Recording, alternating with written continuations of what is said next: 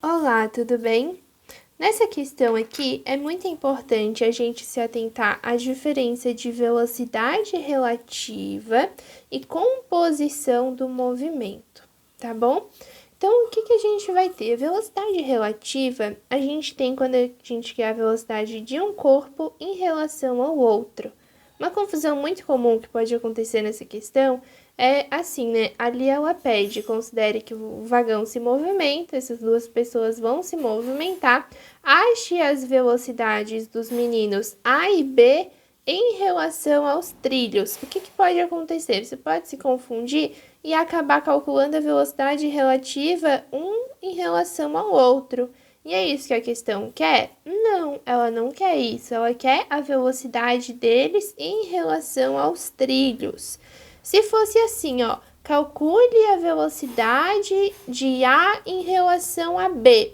O que você está querendo? A velocidade do A relativa à velocidade do B. Você vai ter um movimento que vai incluir esses dois corpos aqui. Então, nesse momento, você vai considerar as duas velocidades que vão estar aqui, tá bem? E daí sim, você vai calcular a velocidade de A em relação a B com o método que você conhece, né? Sentidos opostos você soma e daria 6 metros por segundo.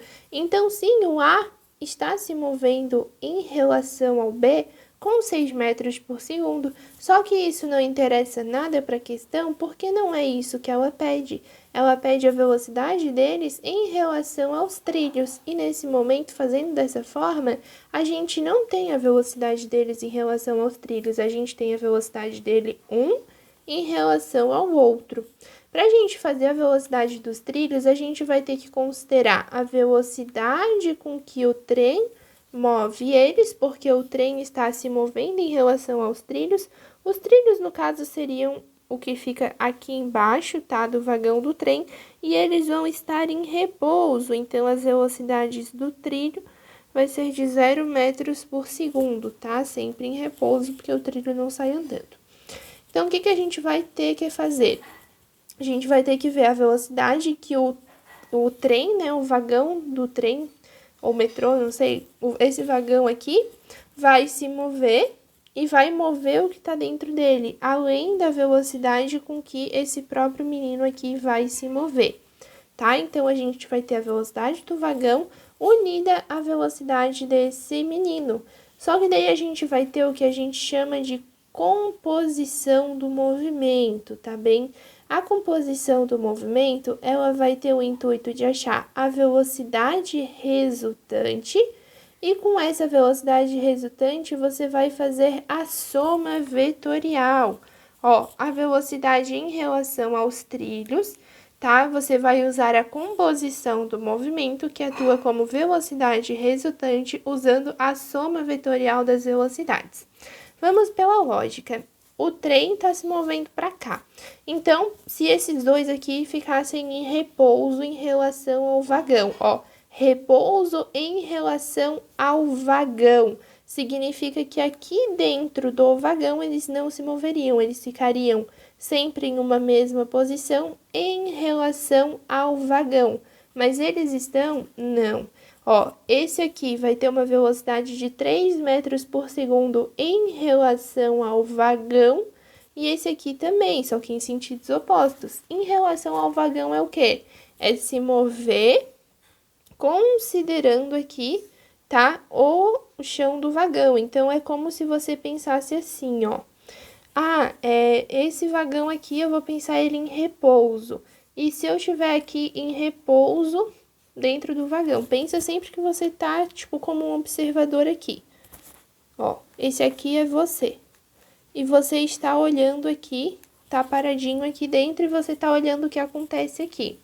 Se essa pessoa está se movendo, pensa que você é o vagão, tá? Você é o vagão, tá aqui coladinho no vagão em repouso.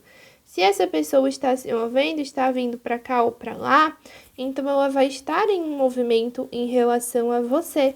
Logo, ela vai estar em movimento em relação ao vagão, porque é como se você fosse o vagão aqui olhando, tá? E agora os trilhos, o que vai acontecer? Esse vagão, ele vai estar se movimentando em relação aos trilhos, e além disso, vai ter o movimento dessa pessoa aqui dentro do vagão, tá?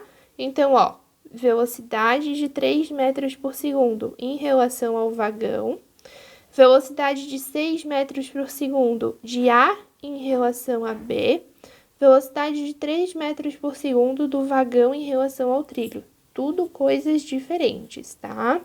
Então, o vagão tá trazendo você para cá com 3 metros por segundo.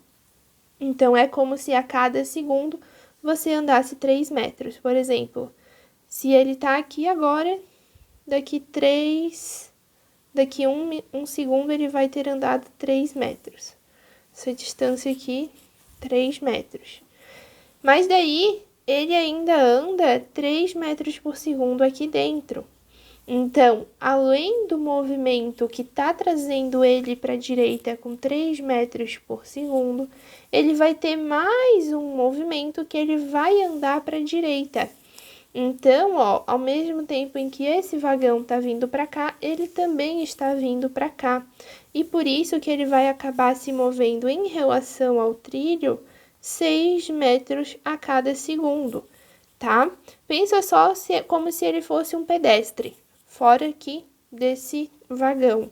E ele andasse com 3 metros por segundo, ele se moveria em relação aos trilhos com 3 metros por segundo.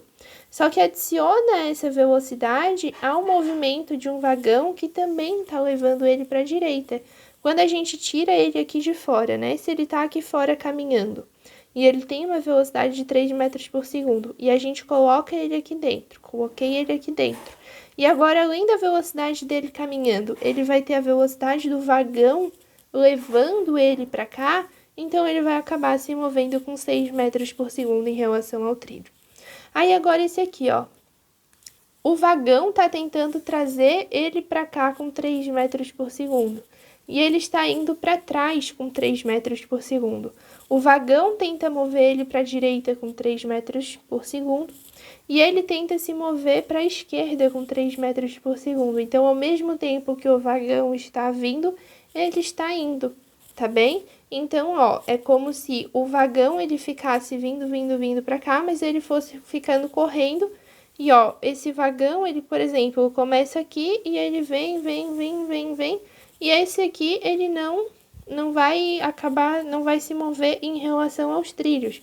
O vagão, ele vai andando, no caso, essa parte aqui, né, vai se aproximando dele e ele vai percorrendo para cá. Então, ele vai acabar batendo nessa parede aqui.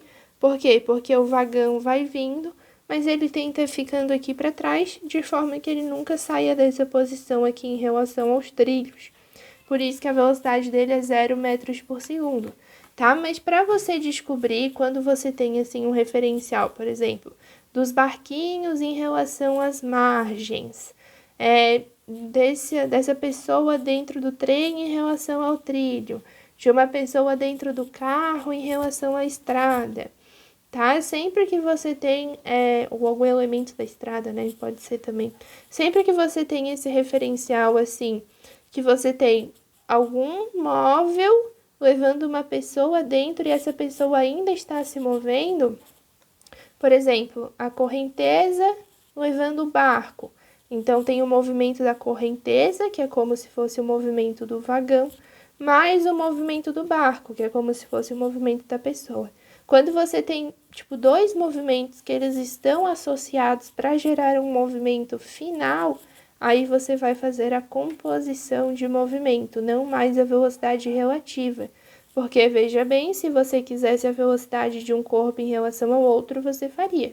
Mas não é isso que você quer. Você quer a velocidade total desse corpo em relação ao trilho, tá? Aí vem aqui, faz a soma vetorial. Daí, no mesmo sentido, ó, por exemplo, no mesmo sentido, você vai somar para ficar 6 e em sentidos opostos você vai subtrair para ficar 0, tá bem?